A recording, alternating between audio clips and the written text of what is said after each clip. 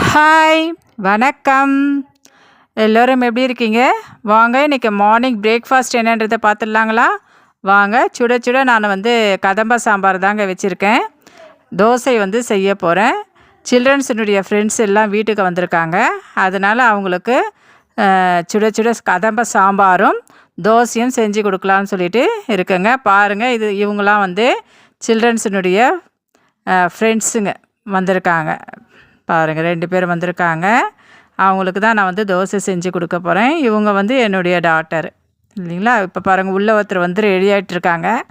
அவங்க எல்லாருமே வெளியில் கிளம்ப போகிறாங்க ப்ராஜெக்ட் செய்கிறதுக்காக. ஸோ அவங்களுக்கு நான் டிஃபன் ரெடி பண்ணி கொடுத்துட்டேன்னா சாப்பிட்டுட்டு அவங்க போய்ட்டு ப்ராஜெக்ட் செய்வாங்க.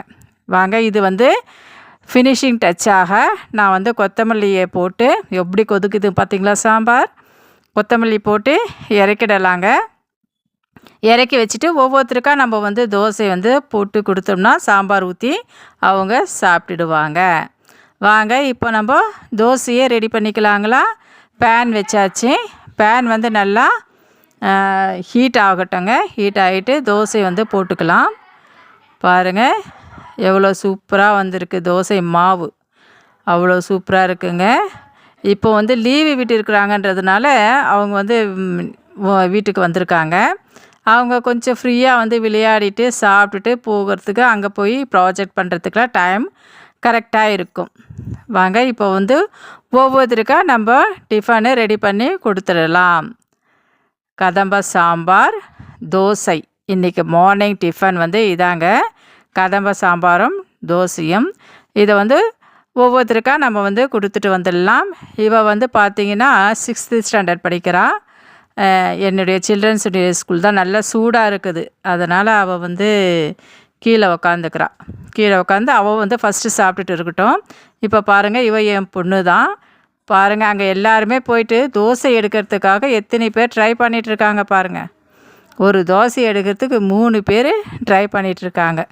சரி, அவங்க கற்றுக்கிட்டோன்றதுக்காக விட்டாச்சு.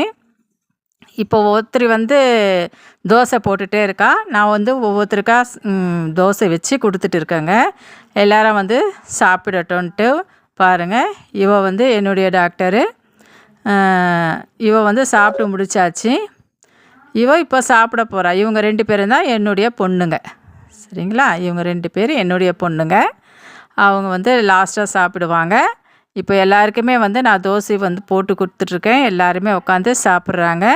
அதுவும் ஹாப்பியாக சாப்பிட்றாங்க இல்லைங்களா? ஃப்ரெண்ட்ஸுங்களோட சாப்பிடும் போது அவ்வளோ ஃப்ரீயாகவும் நல்லாவும் இருக்கும். இப்போ சாம்பார் அவ்வளோ டேஸ்ட்டாக இருக்குதுன்னு சொல்கிறாங்க. எல்லாம் சாப்பிட்டு முடிச்சிட்டோம்.